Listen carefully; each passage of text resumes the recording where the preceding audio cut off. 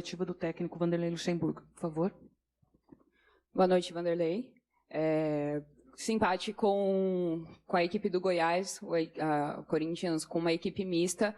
Queria que você fizesse uma avaliação sobre esse resultado. Você entrou com 3 atletas titulares e, num primeiro tempo em que teve um pouco de inconsistência, você precisou recorrer a jogadores da equipe titular. Eu gostaria que você fizesse uma avaliação e também falasse da atuação do Romero hoje, que foi muito importante na construção pelos lados e atuou muito bem. Uma coisa que não é novidade eu fazer isso aí, já fiz algumas vezes, né? E no primeiro tempo não achei inconsistência, não. Achei que o time teve bastante consistência, dominou o primeiro tempo, jogando o Goiás para trás. O Goiás só com opção de contragolpe, é um time perigoso no contragolpe, tem um jogador muito alto que protege bem a bola. E essa estratégia foi criada em função do jogo de hoje. Poderíamos ter conquistado a vitória, porque um pênalti, né? Mudou os 10 minutos do segundo tempo, nós fomos muito mal no segundo tempo, início do segundo tempo. Aí a estratégia que eu criei foi que jogadores ficarem no banco hoje e poder mudar dependendo da situação do jogo. Foi o que aconteceu. Acho que depois que nós mudamos, nós tivemos um volume de jogo bem maior, poderíamos ter, mesmo saindo atrás, ter conquistado a vitória. Então, acho que aqueles 10 minutos iniciais do segundo tempo foi o nosso problema dentro do jogo. Luxa, boa noite. Pedro Ramiro, da Rádio Bandeirantes. Se o Santos vencer amanhã, o Corinthians pode ficar 1 ponto da zona de rebaixamento e vai ter uma sequência bastante complicada pela frente. Tem um clássico contra o Palmeiras, depois outros adversários que estão no topo da tabela. E até ouvindo alguns torcedores, alguns comentavam que preferiam que o time priorizasse até o Campeonato Brasileiro com medo de ser rebaixado. Hoje, o quanto que o termômetro torcida importa na sua decisão até da diretoria com relação à prioridade e também se você se preocupa com a zona de rebaixamento hoje? Eu estou desde o início convivendo com isso, com essas perguntas. E em momento algum respondi sobre isso aí. Nós temos hoje 25 pontos, temos um jogo a menos. Se nós tivéssemos a vantagem de ganhar o jogo a menos, nós estaríamos com 28 pontos. 28 pontos você estaria na zona de cima da tabela. Então essa pergunta vai sempre existir. Desde o início eu estou convivendo com ela. Então não vai mudar o meu pensamento. Puxa, aqui, boa noite. É claro que o Corinthians não confirmou ainda, mas tem um grande jogador na sua defesa, que é o Murilo, que é um jogador que chama atenção, que é um cara que você deu oportunidade. Queria que você falasse um pouquinho dessa iminente saída do Murilo. E é uma coisa que você já esperava para essa janela, não esperava, dos últimos dias. Importante saber de você. Internamente, que nós temos a informação é de que não tem nada definido. A informação que nós temos é que houve um interesse de um clube e o Corinthians negociando com o clube. Mas fora disso aí, não tem nada definido com ele, estava no banco hoje. Se não definir, é um jogador que a gente conta com ele. Se definir, faz parte do processo do futebol. Nós já temos ali, o problema nosso não seria nem um zagueiro, que nós temos 4, 5 zagueiros hoje de alto nível. Delei, boa noite. Marco Belo, Rádio Transamérica. Vou fazer uma pergunta que eu poderia fazer em outro jogo também, não é tão específica do jogo de hoje. O quanto que a fase de um centroavante muda todo o sistema de organização de um time, o sistema de jogo do time, uma fase boa, uma fase ruim.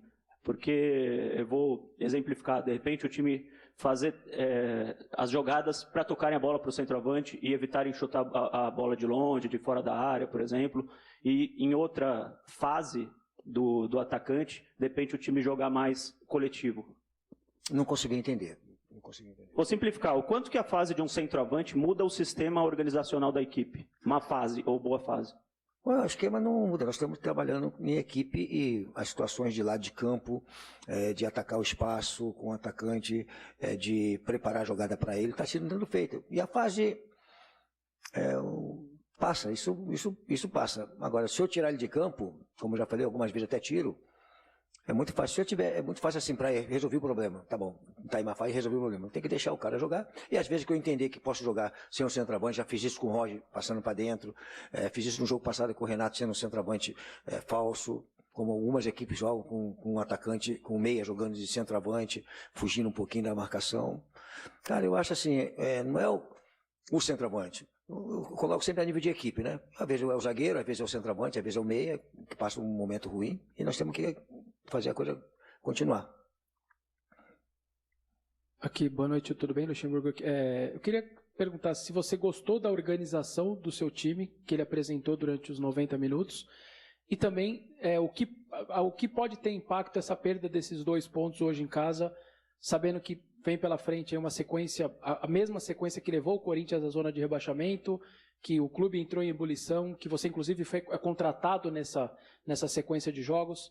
Queria saber dessas 2 situações, se você gostou da organização do seu time e se também essa perda desses 2 pontos, o impacto que ela pode ter numa sequência tão difícil como essa. Bom, se tiver alguma coisa já escrito que na sequência nós vamos repetir o que aconteceu no passado, é complicado, não tem nada que está escrito nisso aí. É um outro momento nosso também. Lá atrás era um momento, eu já falei sobre isso aí, até com o Marco, né? Falando sobre crescimento ou não crescimento, né? Cara, então não tem que continuar trabalhando. Claro que 2 pontos em casa contra uma equipe que estava ali, né? É complicado, né? E a estratégia, eu continuo achando que a estratégia de dividir a equipe e se preparar para um jogo importante na terça-feira foi certo. Só o pênalti, que aí, pênalti, uma bola parada, muda bastante a parte tática da equipe, né? Muda, você tem que se expor um pouco mais, o jogador já sai um pouco mais para o jogo, já deixa um time um pouco mais vulnerável. Eles tiveram, no segundo tempo, chance de matar o jogo até no contra-ataque, porque nós ficamos com 2 contra 3, 1 contra 2, e aí é exposição de equipe. Mas eu não quero dizer que a sequência, ela é difícil e nós não vamos conseguir resultado. Onde não tem nada escrito nisso aí, nós temos que ir para aquilo que nós temos pela frente. É um momento diferente dos nossos trabalhos.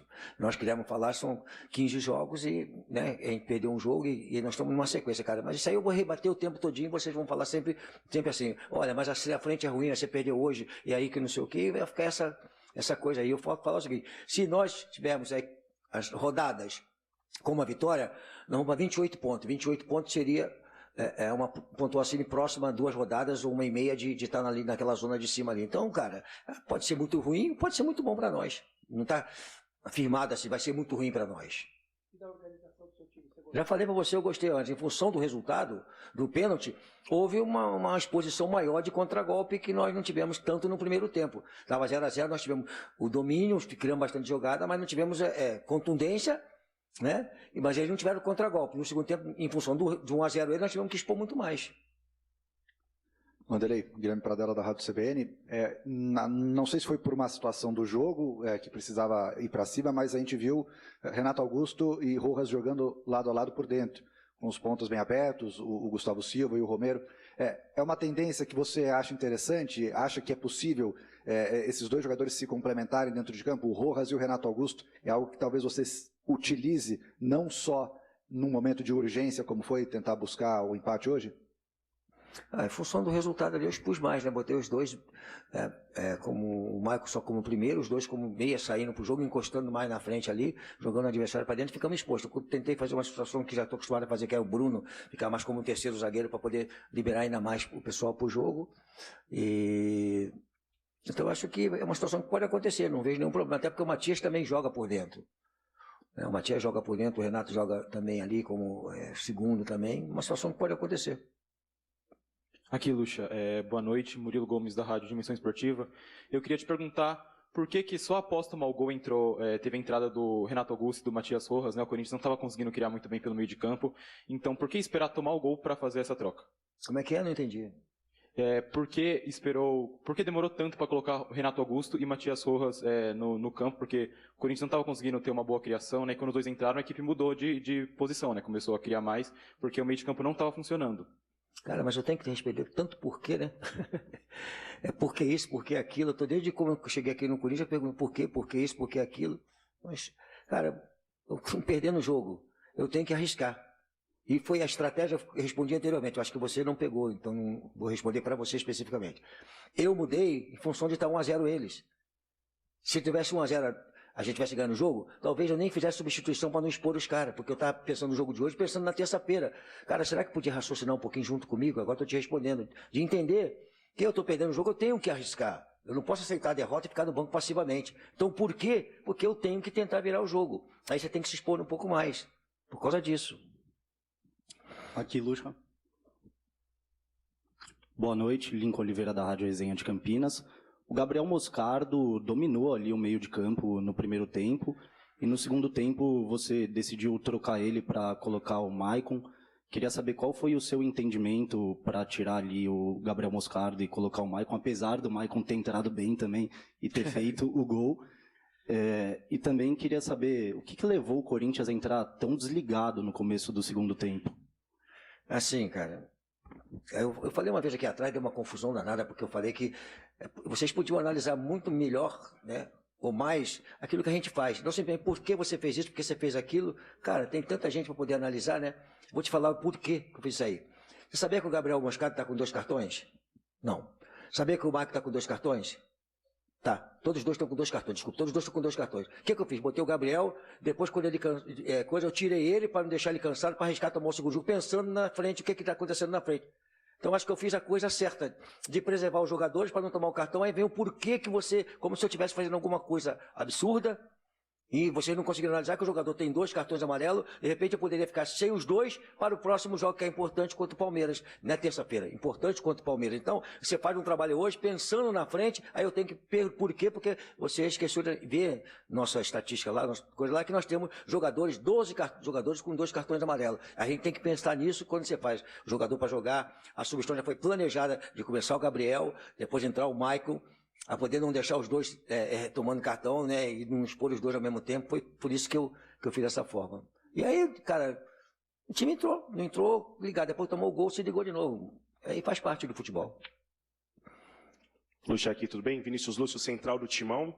Já que você está falando das projeções dos próximos jogos, como que vai ser a preparação tanto para o jogo de terça-feira na Argentina, adversário diferente, até um bom adversário Estudiantes, e depois pegar o Palmeiras, o rival, aqui dentro de casa? Já começou, né? Nós já começamos com planejamento. Quando eu tirei o time, né, fiz um revezamento com os jogadores, já foi no início do trabalho. Já fizemos um trabalho físico com jogadores que vão atuar na terça-feira, já preparando o time para terça-feira. E as mexidas que eu fiz hoje também tem muito a ver com o que pode acontecer na terça-feira, e a estratégia foi isso mesmo, começar com o time no primeiro tempo, depois ver o que podia acontecer jogando. Se não precisasse, já tinha mais ou menos um desenho de jogadores dando mais minutos de jogo, pensando no jogo de terça-feira. Por exemplo, alguém falou, o Romero jogou, foi a melhor partida do Romero aqui, não é questão de um lance, é questão da participação dele durante 90 minutos.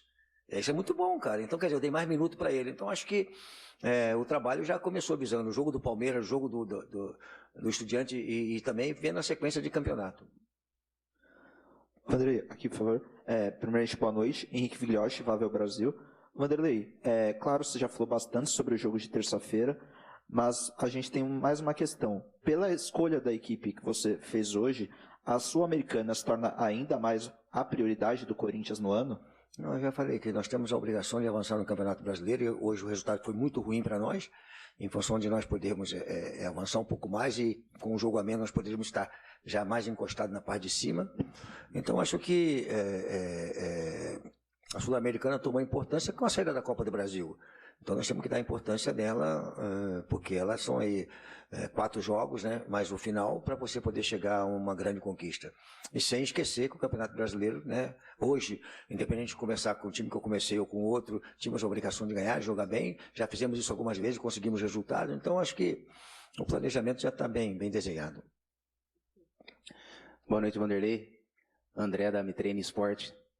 Gostaria de que você fizesse uma análise do jogador Léo Maná, ele que sempre foi visto como o promissor substituto do Fagner, e na partida de hoje, apesar de um pouco nervoso, eu queria que você fizesse a sua análise da partida desse jogador.